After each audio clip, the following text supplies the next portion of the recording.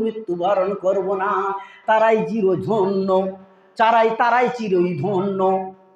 আমরা যাদের জন্য, যারা আমাদের জন্য, নাহানুল খালিয়াতু ফালা নামুতি, নাহানুন নামিয়াতু ফালা নামুতি। আমরা কবু মৃত্যুবরণ করব না, আমরা কবু মৃত্যুবরণ করব না, আমরা কবু রুক্ষতুক্ষ হব না। আহারে কি কি আনন্দের জায়গা জান্নাত, কি আনন্দের জায়গা। তাহলে সেই আনন্দের জায়গা ছেড়ে দিয়ে দুনিয়ার ছল চাতুরির পিছনে পড়ে আছি রে। আল্লাহ পাক তাই বলছেন, বুশরাকুমুল ইয়াউমাল জান্নাহ, তোমাদেরকে সুসংবাদ দেওয়া হচ্ছে কি জান্নাতের। আর যেমন জান্নাতের, যে জান্নাতের নিচে দিয়ে প্রবাহিত হবে নহর, খালিদিনা ফিহা, তারা অনন্তকাল সেখানে থাকবে। যালিকা হুয়াল ফাউজুল আযীম, আর এটাই হচ্ছে মহাসাফল্য, মহাসাফল্য। এই মহাসাফল্যের কথা বলতে গিয়ে একটা কথা মনে পড়ে যায়, এটা বলার ইচ্ছা ছিল না, শুধু ইবরাতের জন্য বলি। নাম বলবো না, নাম বললে আবার অনেক রকম ভাবতে পারেন, কুধারণা তৈরি হবে, সেই জন্য নাম না বলি, উজ্জ্বল থাক।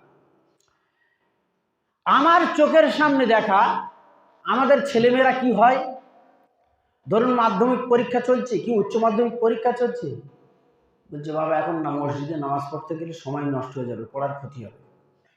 রমজান মাস চলছে, মাধ্যমিকের পরীক্ষার টাইম এসেছে, বলছে ছেলেকে, বলছে রোজার মাস, রোজা করতে হবে না, রোজা করলে পরীক্ষা খারাপ হয়ে যাবে, পরীক্ষা খারাপ হয়ে যাবে, রোজা করিস না। আমি এইরকম একজন মাকে দেখেছি, ছেলেকে উপদেশ দিচ্ছে, বলছে আরে রোজা কর, রোজা কর, আর পরীক্ষাও দে, কারণ আল্লাহ পাক সন্তুষ্ট হয়ে তোর ব্রেনকে খুলে দেবে, পরীক্ষায় ভালো নাম্বার পাবে। সুবহানাল্লাহ, কেমন মা! সেই সন্তানকে আমি দেখেছি 1996-97 সালের কথা বলছি, দেখেছি তখন সেই মার পরীক্ষার যখন রেজাল্ট আউট হয়েছে, সেই ছাত্র তখন স্টার মার্ক নিয়ে, লেটার মার্ক নিয়ে পাস করছে। সুবহানাল্লাহ, আমার চোখে দেখা।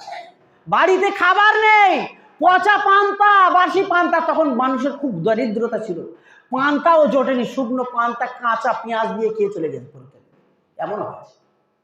তার রোজা অবস্থায় গিয়ে পরীক্ষা দিচ্ছে। তখন, এখন তো মাধ্যমিক পাস করা মুড়ি মুড়কি ভাব, সব অবজেক্টিভ প্রশ্ন আর কারেন্ট অ্যাফেয়ার্স দিয়ে পাস, কিছু নম্বর হলে 5 নম্বর বার হয়ে আসে। আর তখন নাইনের সিলেবাসটা এরকম ছিল, 10-এর সিলেবাসটা এরকম মোটা ছিল। 9-10 এই দুটো সিলেবাস একসঙ্গে পরীক্ষা।